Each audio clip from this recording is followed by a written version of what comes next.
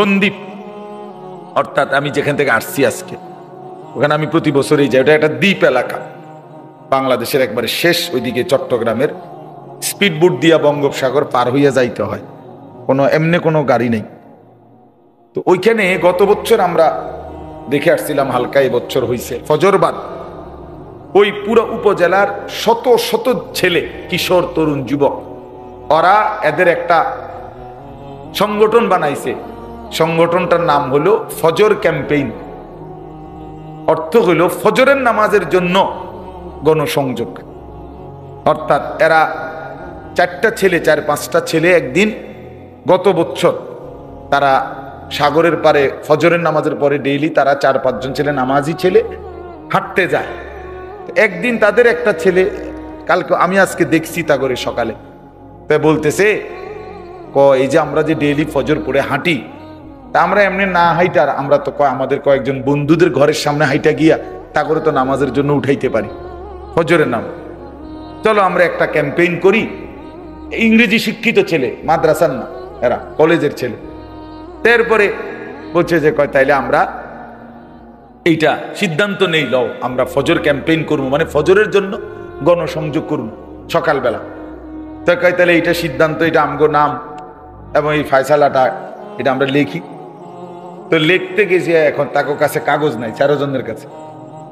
তো একজনের কাছে একটা কলম ছিল, কাছে তো একটা কলম পাইলাম। ওই বলছে আমার সামনে আইকে, সব মানুষের সামনে। এরপরে বলতেছে হুজুর আমরা তো সাগরের পারে একটু হাঁটলাম, হাইটা একটা সিগারেটের প্যাকেট, ফেলে দেওয়া প্যাকেট, আর সিগারেটের প্যাকেট এইটার উল্টা পিঠে না সাদা আছে না, মানে উল্টাইলে এই উল্টা পিঠে এই কাগজ এটা লইছি যে এটাতে লিখি, এইটার মধ্যে লেখা শুরু করছি।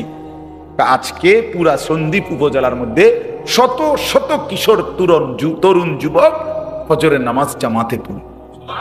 আজকে ফজরবাদ তাদের আলাদা বয়ান হয়েছে, মানে তাদের মাহফিল তারা করছে ফজরবাদ। আমি ফজরের পরের শ্রোতা দেখা পাগল হয়ে গেছি, মানে অবাক।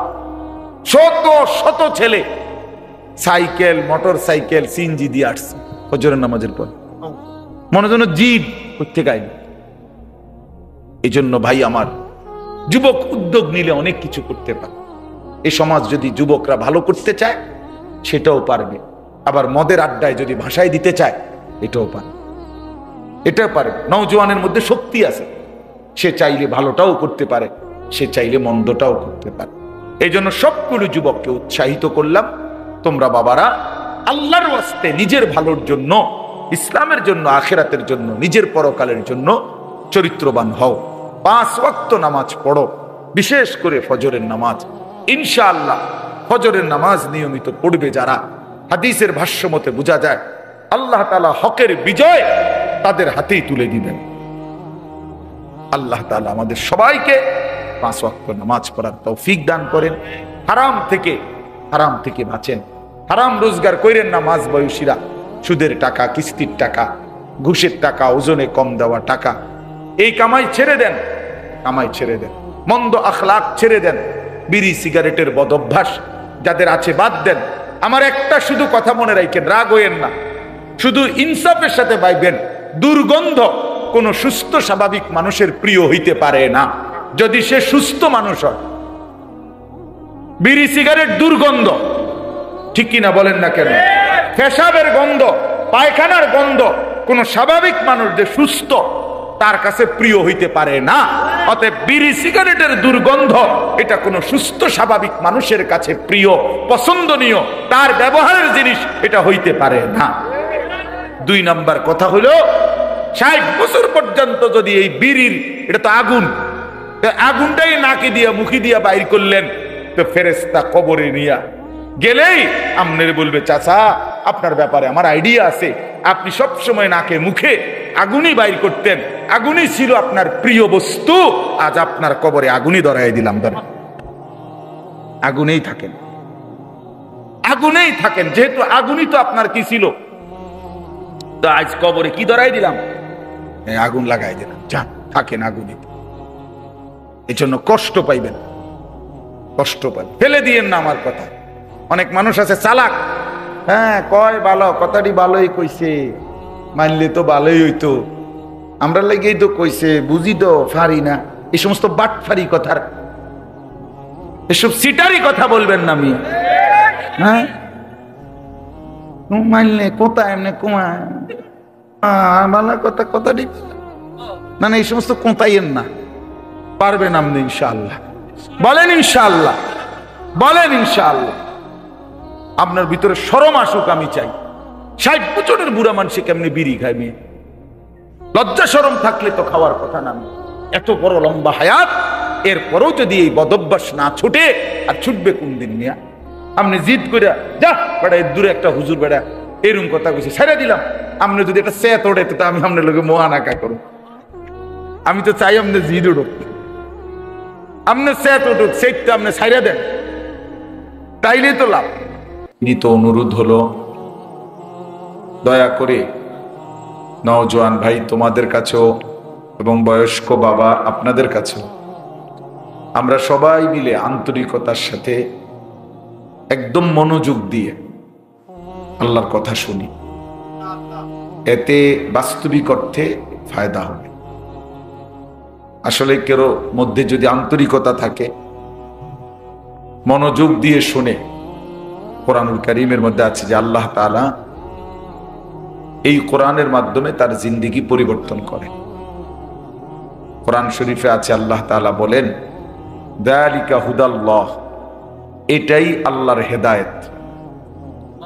মানে কোরআনকে লক্ষ্য করে আল্লাহ বলছে, ইয়াহদি বিহি মান ইয়াশা, এর দ্বারাই তিনি যাকে ইচ্ছে করেন হেদায়েত দিয়ে থাকেন।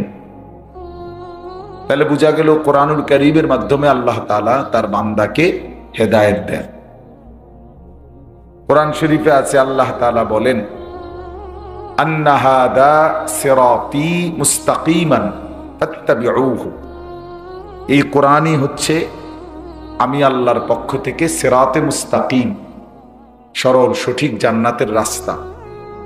ফাত্তাবিউহু, তোমরা এই কোরআনকেই অনুসরণ করো। ওয়ালা তাত্তাবিউস সুবুল, আল্লাহ বলেন এই কোরআনকে বাদ দিয়ে অন্য কোনো পথে যেও না, অনুসরণ করো না। ফাতাফাররাকা বিকুম আন সাবিলিহি, তাহলে অন্য যে কোনো পথে গেলেই তোমার এই জান্নাতের রাস্তা সিরাতে মুস্তাকিম থেকে বিচ্ছিন্ন করে দিবে। যালিকুম ওয়াসাকুম বিহি, আল্লাহ বলেন এটা আমি আল্লাহ তোমাদেরকে ওসিয়ত করলাম। ওসিয়ত তো আপনারা বুঝেন যে কোনো মানুষ বিশেষ গুরুত্ব এবং তাকিদের সাথে সচরাচর মৃত্যুর পূর্ব মুহূর্তে যে কথাগুলো বলে এটারে ওসিয়ত বলে। মানে এটা স্বাভাবিক নসিহতের চাইতেও গুরুত্বপূর্ণ।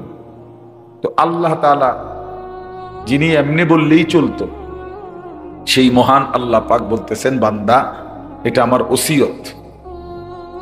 আল্লাহ পাকের ওসিয়ত কতটা গুরুত্বপূর্ণ, এই জন্য আল্লাহ তাআলা বলেন এটাই সিরাতে মুস্তাকিম, এর দ্বারাই আমি যাকে ইচ্ছে করি হেদায়েত দিয়ে থাকি। এজন্য মনোযোগ দিলে ধীরে ধীরে বদলায় মানুষ। একটা জিনিস মনে রাখবেন, আরবি ভাষার একটা গুরুত্বপূর্ণ মূলনীতি আছে, নতিজা আরজালের তাবে হয়, ফলাফল নিকৃষ্টতার অনুপাতে হয়। অর্থ হলো, মনোযোগ দিলে বুঝবেন সবাই, আমি সহজে বুঝাই। মনে করেন একটা পানির টাঙ্কি 500 লিটারের, ওই যে গাজি টাঙ্কি যেগুলো কয়েল দিছে না, ধোঁয়া দেখ, এই গাজি টাঙ্কি 500 লিটারের। এখন এটার মধ্যে মনে করেন 499 লিটার মোটর দিয়ে উঠানো পানি, মানে ফ্রেশ পানি মোটর দিয়ে উঠাইছে, এটার ভিতরে পুরাইছে। এখন 1 লিটার পানি, শুধু এই 1 লিটার পানি না, এটা পেশাব দিছে এটার সাথে, প্রস্রাব। এখন বলেন 499 লিটার পবিত্র পানি আর 1 লিটার পেশাবের ফোঁটা, প্রস্রাব। এখন এই দুইটা মিল্লা পানির হুকুম কি বলেন? সবাই বলেন না, বুঝছেন নি কথা? এটা একবারে বোঝে না এমন কোনো মানুষ নেই, এটা সহজ কথা।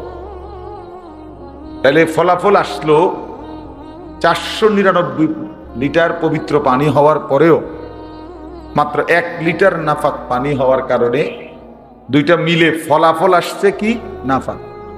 এইটারে আরবিতে কয়, আমরা মাদ্রাসায় তালেবে ইলমের জামানায় এটা আমরা পড়ছি, নতিজা আরজালের তাবে হয়। অর্থাৎ ফলাফল দুইটা মিললে ভালো মন্দ, মন্দটার অনুপাতে, নিকৃষ্টটার অনুপাতে। এই জন্য আমি সবসময় বলি এটা, যে কেউ বুট খাইলো, বাদাম খায়, ওয়াজও শোনে, তাহলে বুট আর ওয়াজ, ফলাফল আসবে বুট, ফলাফল আসবে কি বাদাম, আর ওয়াজ ফলাফল আসবে বাদাম। মোবাইলও টিপলো, ওয়াজও শুনলো, ফলাফল আসবে মোবাইল। ওই এরকম বসে বসে জুরাইলো, আবার ওয়াজও শুনলো, তো ফলাফল আসবে জুরানি। মানে রেজাল্ট হইলো কি, যে জুরাইছে কদ্দুর, কি শুনছে কইতে পারবে। হ্যাঁ, কারণ এই দুইটার মধ্যে যেটা নিকৃষ্ট, রেজাল্ট আসবে কোনটার,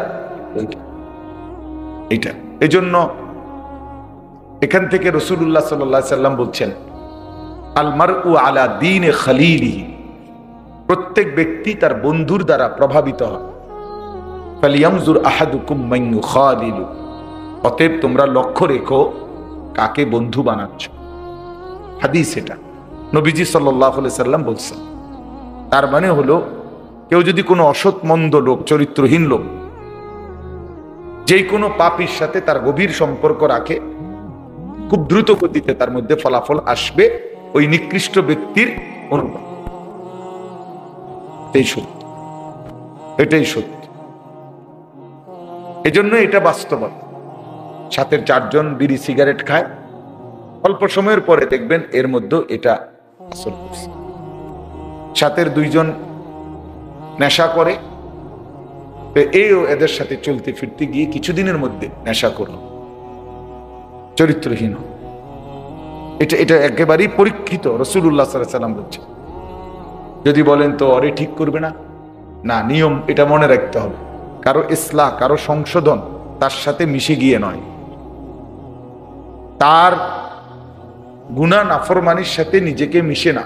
যে আমরা 2 জনে আগে তার লগে আমিও 2-1 বেলা সিগারেট খাই, আস্তে আস্তে সম্পর্ক গভীর হইলে পরে ছাড়াই এলাম, জি না, হবে না, হবে না। বরং ফলাফল আসবে যে একদিন তুমিও নেশা করো। এই জন্য নিয়ম হলো নিজেকে ঈমান আমলের উপরে শতভাগ ঠিক রেখে অন্যকে সংশোধনের চেষ্টা করা। কথা বুঝছেন না আমার? এটা গুরুত্বপূর্ণ মূলনীতি, এটা সংশোধনের মূলনীতি। নিজে পেশাবের উপরে দাঁড়াইয়া আরেকজনের দুধ খাওয়াইলে ওইটা, এটা গুরুত্বপূর্ণ। রাসূলুল্লাহ সাল্লাল্লাহু আলাইহি সাল্লাম বলছেন। এই জন্য অনেক সময় ছেলে পেলেদের মধ্যে এটা মানসিকতা কাজ করে, যে মন্দ লোকের সাথে বন্ধুত্ব করে ধীরে ধীরে তারা ঠিক করে না। বন্ধুত্ব করে ঠিক না, তোমার অবস্থান ঠিক রাখা তারপরে ঠিক। মনে করেন এখন আসরের নামাজের ওয়াক্ত, আমার একটা ছেলের সাথে জেনারেল সম্পর্ক, আমি একজন হুজুর মনে করেন, কেন আমার দায়িত্ব কি, যে আগে কিছুদিন আগে নামাজ না পইরা তার লগে আমার আগে সম্পর্ক করতে হবে, পরে আস্তে আস্তে দুজনের নামাজ পড়ব নাকি? আমার এই আসরের নামাজ, এই যে কাজা হইল, এটা আর কোনোদিন আসবে আমার? তাইলে কথা বুঝছেন না? আমি তাকে বললাম, সে শুনলো না, তারপরও আমার নামাজ আমি শতভাগ ঠিক রাখি। আমাকে জামাতে যাইতেই হবে, আমাকে মসজিদে ঢুকতেই হবে, এইটা নিয়ম। এখানে অনেকে ভুল করে, এখানে অনেকে ভুল করে। আগে আগে প্রেম করে, এরপরে হেরে মুসলমান আসবে। আপনারে বলছি নি মুসলমান মানে হিন্দু মাইয়া রে, আগে প্রেম কইরে সেরা আমনে মুসলমান বানাই তৈব। ইসলাম আপনার কাছে এরকম একেবারে ঠেকে গেছে, আত্মাও ধরে রয়েছে, বাবুরে যেমনি পারো এরেও তুমি মুসলমান বানাও। আরে বাপরে, আপনি এত বড় মহান কান্ডারি ইসলামের, হ্যাঁ, ইসলামের জায়গা পান না? কে শিখাইল এটা? এটা দিন না, এটা দিন না। এজন্য খেয়াল করা। রাসূলুল্লাহ সাল্লাল্লাহু আলাইহি ওয়াসাল্লাম বলছেন, এটা লা তুসাহিব ইল্লা মুমিন, ঈমানদার ব্যতীত কাউকে বন্ধু বানায় না। ওয়ালা ইয়াকুল মালাকা ইল্লা তাকিয়্যুন, নবীজি বলেন ভালোবেসে মহব্বত করে মুত্তাকি দিনদার ব্যতীত কাউকে খানা খাওয়াবে না। সরাসরি হাদিস। আলতু ফালতুকে তোমার মাল তার পিছনে খরচ করো না, খরচ করো না তার পিছনে। কোরআন শরীফে আছে আল্লাহ তাআলা বলছেন, বান্দা আমার দেওয়া সম্পদ থেকে তোমার প্রতি আমার হুকুম, ওয়ালা তাবগিল ফাসাদা ফিল আরদ, আমার দেওয়া এক কানা করি সম্পদ দিয়ে জমিনের মধ্যে ফিতনা হবে, ফাসাদ হবে, গুনাহের ন্যূনতম কোনো পরিবেশ কায়েম হবে, এমন কিছু তোমার সম্পদ দ্বারা করো না। ওয়ালা তাবগিল ফাসাদা ফিল আরদ, আল্লাহ তাআলা কঠিন ভাবে বলছে, কোনোভাবে করো না। জুয়ার আড্ডা, খেলার আড্ডা, ছেলেরা আবদার করছে, আঙ্কেল আমরা একটু গান করব, আপনি কয়টা টাকা দিবেন। বাহ আঙ্কেল, আঙ্কেল আপনি যে দিলেন আঙ্কেল আমরা বুঝছি, তো আপনি কয়দিন পরে পোস্টার লাগাইবেন, আপনাদের সেবা করতে চাই, এই জন্য আর কি। এটি আমরা বুঝি না, এটা তো আমরা বুঝি, আপনি কয়দিন পরে মেম্বরির দাঁড়াইবেন, এই জন্য আর কি। আখিরাত ভিন্ন জিনিস, মেম্বরি আরেক জিনিস, সেটা হইতে পারে আপনার মাকসাদ। দুনিয়া জন্য করলেন সেটা আপনি বুঝেন, কিন্তু আখিরাতের বিষয়টা অন্য বিষয়। রাসূলুল্লাহ সাল্লাল্লাহু আলাইহি সাল্লামকে কোরআনুল কারীমে আছে সূরা কাহফের মধ্যে, নবী সাল্লাল্লাহু আলাইহি সাল্লাম একদিন কয়েকজন সাহাবীর সাথে বসা, এই সময় মক্কার কুরাইশ কয়েকজন কাফের সর্দার ওনারা নবীজির সামনে আসছে। এর মধ্যে একজন সর্দারের নাম ছিল আস ইবনে ওয়াইল। সে নবীজিকে দেখে বলল, মুহাম্মদ আসছিলাম তোমার সাথে কিছু কথা বলবো, শুনবো, আমাদেরও কিছু কথা আছে, তোমারও কিছু কথা কি শুনবো, কিন্তু এখন এই যে লোকটি লইয়া বইছ ইনি কিতা? এই সমস্ত আঙ্গাল কাঙ্গালের লগে বইতাম, হ্যাঁ মানে এখানে বেলাল, খাব্বাব, খুবাই, মানে এরা তো হইলো সব কৃতদাস ছিল, আগে গোলাম ছিল, এখন মুসলমান হয়েছে, সাহাবীও না, তো এদের তুলনায় তো এরা সামান্য, এগুলোর লগে নিয়ে বইতাম, হ্যাঁ ইজ্জত থাকিনি এগুলোর লগে। সে বলল নবীজিকে, মুহাম্মদ তুমি দুইটা কাজের একটা করো, হয় এই লোকগুলারে এখান থেকে উঠায় দাও, তাহলে আমরা বসবো, আর নাই তো তুমি উঠতে আসে আলাদা আসো, আমরা তোমার সাথে বসবো, এগুলোর লগে বসবো। কোরআন শরীফে আছে সাথে সাথে আল্লাহ তাআলা জিবরাইল পাঠাইয়া কোরআন নাজিল করে বন্ধুকে বললেন, ওয়াসবির নাফসাকা মাআল্লাযীনা ইয়াদউনা রাব্বাহুম বিল গাদাতি ওয়াল আশি ইউরিদুনা ওয়াজহাহু, বন্ধু সকাল সন্ধ্যা দিবানিশি আমি আল্লাহর সন্তুষ্টির জন্য যারা আমার বন্দিগি করে, আমারে ডাকে, আপনি আপনার নিজেকে মজবুতির সাথে তাদের সাথেই বেঁধে রাখেন, এক কদম উঠবেন না, সাবধান। বেঈমান সরে যেতে বলেন, যা বেঈমান, তোদের মতো নাফরমান সারা পৃথিবীর মালিক হইলে কি আছে? ওয়ালা আবদুম মুমিন খায়রুম মিন মুশরিক, কোরআন শরীফের আয়াত। আল্লাহ তাআলা বলেন ঈমানদার যদি গোলাম হয়, পৃথিবীর সমস্ত বেঈমানের চাইতে খায়ের সর্বোত্তম সে, হোক সে গোলাম। কোরআন শরীফের আয়াত, ওয়ালা আবদুম মুমিন, হোক সে কৃতদাস, হোক সে বেলাল, আবশি গোলাম, সে সমস্ত কাফের বেঈমান যত উচ্চ বংশীয় হোক না কেন, তাদের চাইতে উত্তম, তাদের চাইতে। এই জন্য নওজোয়ান ভাই, কথার প্রসঙ্গের জন্য বললাম প্রথম কথাটা, এটা গুরুত্বপূর্ণ দোস্ত আমার, বন্ধু আমার, যে সঙ্গী নির্বাচন খেয়াল কর। স্ত্রী একজন সঙ্গী, এটা নির্বাচনের ক্ষেত্রে ইসলাম ছেলের ক্ষেত্রে মেয়ের বিষয়ে দিক নির্দেশনা দিছে, মেয়ের ক্ষেত্রে ছেলের বিষয়ে দিক নির্দেশনা দিছে।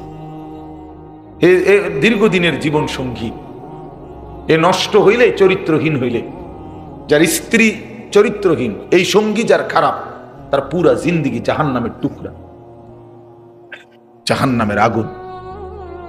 যার বেডি 2 নম্বর, যার স্ত্রী পরকীয়া আসক্ত, যার স্ত্রী অন্য পুরুষেরা লোভে আক্রান্ত, তো এই হাইওয়ান মহিলা, এই ঘর পুরা জাহান্নামের টুকরা, জাহান্নামের টুকরাই। হ্যাঁ, এটা গুরুত্বপূর্ণ। রাসূলুল্লাহ সাল্লাল্লাহু আলাইহি সাল্লাম বলছেন, তুনকাহুল মারআতু লিআরবাঈন, পৃথিবীতে মানুষ 4টি জিনিস দেখে বিয়ে করে। লিহাসাবিহা, 1 নাম্বার তার বংশ দেখে, 2 নাম্বার অলিমালিহা, কারো সম্পদ দেখে, অলি জামালিহা, কেউ বিয়ে করে সৌন্দর্য দেখে, অলি দীনিহা, কেউ বিয়ে করে দিন দেখে, তার ইবাদত, তার আমল, তার নামাজ, তার পর্দা পুশিদা দেখে। রাসূলুল্লাহ সাল্লাল্লাহু আলাইহি সাল্লাম বলেন, ফাজফার বিজাতিদ দ্বীন তারিবাত ইয়াদা। এই কথাটা সাংঘাতিক। নবীজি বলছেন, আমার উম্মত, আমি রাসূল পরামর্শ দিলাম, তুমি দিনদারিকে প্রাধান্য দিও, নাই তো আল্লাহ যেন তাইরে, নাই তো আল্লাহ যেন তোমারে বেইজ্জতি করে। নবীজি বলছেন তারিবাত ইয়াদাক মানে হলো তোর হাত যেন ধুলিমলিন হয়, তোর চেহারা যেন ধুলিমলিন, যদি আমার কথা না শোন। রাসূলুল্লাহ সাল্লাল্লাহু আলাইহি সাল্লাম বলছেন, নবীর বদদুয়ার পরে আর কিছু থাকে? ফাজফার বিজাতিদ দ্বীন। আল্লাহ রাসূল সাল্লাল্লাহু আলাইহি সাল্লাম বলেন, দিনদার সঙ্গী নির্বাচন করো। দিনদার, দিনদার। কোরআন শরীফ আছে, ইন্নামা ইউরিদুল্লাহু লিইউযহিবা আনকুমুর রিজসা আহলাল বাইত ওয়া ইউতাহহিরাকুম তাতহীরা। আল্লাহ বলেন, আমি একজন নারীর জন্য 5টি কাজের কথা বলেছি। 1 নাম্বার, নারী যেন তার ঘরে অবস্থান করে, ওয়াকারনা ফি বুয়ুতিকুন্না। 2 নাম্বার, ওয়ালা তাবাররাজনা তাবাররুজাল জাহিলিয়াতিল উলা, যদি একান্ত প্রয়োজনে বাইরে যেতে হয়, অজ্ঞ মূর্খ নারীদের মতো যেন বেপর্দা বের না হয়, শতভাগ শরীয়ত সম্মত বোরখা করে যেন বের হয়। 3 নাম্বার, ওয়া আকিমনাস সালাহ, নারী যেন 5 ওয়াক্ত নামাজ আদায় করে। ও আতিনাজ যাকাত, 4 নাম্বার, বছর শেষে যেন হিসাব করে যাকাত দেয়। 5 নাম্বার, ও আতিনাল্লাহ ওয়া রাসূলা, আল্লাহ এবং রাসূলের যেন আনুগত্য করে। আল্লাহ বলেন, বান্দা, আমি ওয়াদা দিলাম, নারী যদি এমন হয়, সেই নারীর দ্বারা আমি পুরা ঘর, পুরা ফ্যামিলি পবিত্র করে দেব। পুরা ঘর পবিত্র। এক স্ত্রী চরিত্রবান, পুরা ঘর চরিত্রবান। এক স্ত্রী নামাজি, পর্দানশীল, তো পুরা ঘর পর্দানশীল, পুরা ঘর। আলহামদুলিল্লাহ, এমনি বলি শুকরের জন্য, আমার স্ত্রী, আমার বিবি আলেমা, তো আমার 3 বছরের মেয়েটা, আল্লাহকে সাক্ষী রেখে বলি, আপনি চলেন খবর নিয়ে, 3 বছরের ছোট্ট মেয়ে আমার বাসার গেট থেকে কোনোদিন হিজাব না দিলে বের হয়। এটা দিন, এটা স্ত্রীর দিনের প্রভাব তার সন্তানদের উপর। রাসূলুল্লাহ সাল্লাল্লাহু আলাইহি সাল্লাম বলছেন, আবার মেয়ের বাপকে বলছেন, ইজা খাতাবা আহাদুকুম মিম্মান তারদাউনা দীনাহু ওয়া খুলুকাহু ফাযাওজিজুহু। তোমাদের কাছে তোমাদের মেয়ের ব্যাপারে যদি এমন ছেলের প্রস্তাব আসে, যার 2 জিনিসের ব্যাপারে তোমরা সন্তুষ্ট, এক হলো তার দ্বীন, আর এক হলো তার আখলাক। রাসূলুল্লাহ সাল্লাল্লাহু আলাইহি সাল্লাম বলেন, চেহারা যেমনই হোক, সম্পদ যাই হোক, নিশ্চিন্তে এমন ছেলের কাছে মেয়েকে বিয়ে দিয়ে দাও। সঙ্গী। কোরআন শরীফ আছে, এবার মজার কথা শুনি। কোরআনুল কারীমের মধ্যে আছে, আল্লাহ তাআলা হাসরের ময়দানে, আহা, নেককার স্বামী এবং স্ত্রীকে একসাথে ডাক দিয়ে আল্লাহ বলবে, উদখুলুল জান্নাতা আনতুম ওয়া আজওয়াজুকুম তুহবারুন। হে নেককার স্বামী, তুমি তোমার নেককার স্ত্রীকে নিয়ে গলাগলি করে, হাত ধরাধরি করে, হাসতে হাসতে জামাই বউ জান্নাতে ঢোকো।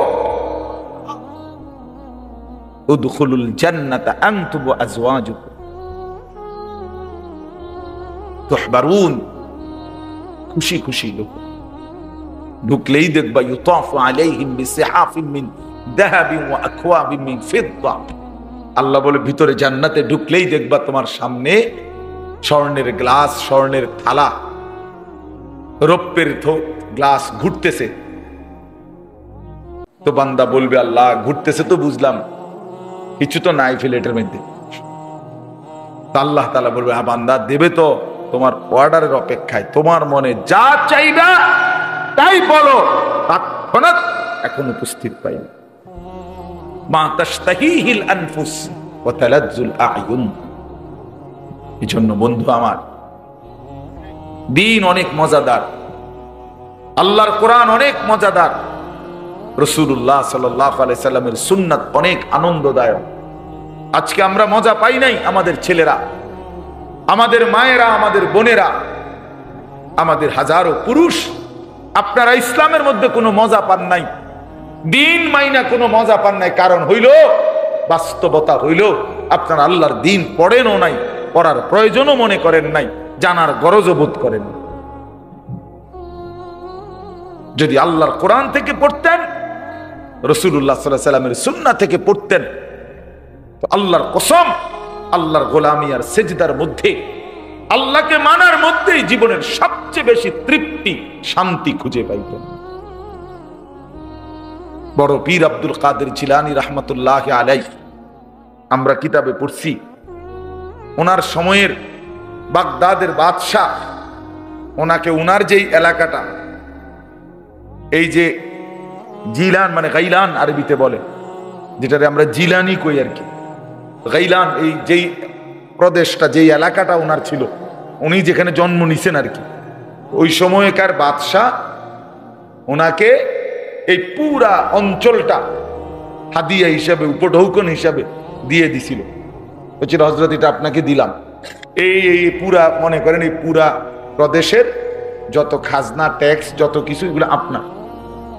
তখন উনি বলছিলেন ওই বাদশাকে, বাদশাহ তোমার এই রাজত্ব তুমি নাও। রাত গভীরে তাহাজ্জুদের সেজদা দিতে গিয়া আমার কপাল যেটুকু মাটির মধ্যে লাগে, আল্লাহর কসম ওই মাটিটুকু আমার কাছে তামাম দুনিয়া তার মধ্যে যা আছে তার চাইতে দামি। আমি গভীর রাতের সেজদা দিয়ে মাটিতে ওই মাটিটুকুর যে মর্যাদা পাই, মজা পাই, স্বাদ পাই, দুনিয়া আমারে 1000 বার দিলেও আমি এটা নেব না, আমি এটা নেব না। হ্যাঁ, এজন্য দোস্ত আমার, বন্ধু আমার, বাপ আমার, এটা বোঝা উচিত। এই মাহফিলগুলো, এই ওয়াজগুলো, আমি ব্যক্তিগতভাবে শুধু নিয়ম সর্বস্ব ওয়াজ বুঝি না। আমার কথা হলো, এক কথা প্রয়োজনে আপনারে 1000 বার বলবো, 1,00,000 বার বলি, তারপরও যেন কলিজায় ঢুকে বুঝতে চেষ্টা করি, আমরা ভাবতে শিখি। কোনো কারো সুরবালা, কারো টানবালা, হ্যাঁ, কেউ ঢোলে, কেউ গজল গাইলো, কেউ লড়লো চড়লো, আরে ভাইয়া এতটুকুতে সফলতা না। জিন্দিগি পরিবর্তন হলো কিনা, কিছুটা বিবেক জাগলো কিনা, আমার অনুভূতির মধ্যে কিছু আসলো কিনা, এটা দেখার বিষয়, এটা দেখার বিষয়। এতটুকু বিবেক যদি নড়ে ওঠে, কোরআন শরীফে আছে, আল্লাহ বলছে আমার কোরআনের বৈশিষ্ট্য কি, অনেক, এর মধ্যে একটা বৈশিষ্ট্য হলো তাকশাইরু মিনহু জুলুদুল্লাযীনা ইয়াখশাউনা রাব্বাহুম। আল্লাহ বলে কোরআনের বৈশিষ্ট্য হলো, যার অন্তরে আল্লাহর ভয় আছে, সে যখন আল্লাহর কোরআন শুনবে বা পড়বে, আল্লাহর কসম আল্লাহ বলে তার শরীরের চামড়ার পশমের যেই উপরে, যেই চামড়ার উপরে পশম, এগুলো দাঁড়ায় যায়। তাকশাইরু অর্থ হলো শিহরিত হয়ে উঠবে। সুম্মা তালিনু জুলুদুহুম ওয়া কুলুবুহুম ইলা যিকরিল্লাহ। আল্লাহ বলেন আমার কোরআন শুনতে শুনতে বান্দার অবস্থা এক পর্যায়ে এমন হবে যে তার সারা দেহ এবং দিল আমি আল্লাহর স্মরণে ঝুঁকে পড়বে, সেজদা দিবে, যে হায় মালিক আপনি এত বড়, আপনার শান এত বড়, আপনার সৃষ্টি এত বড়, আপনি কত বড়।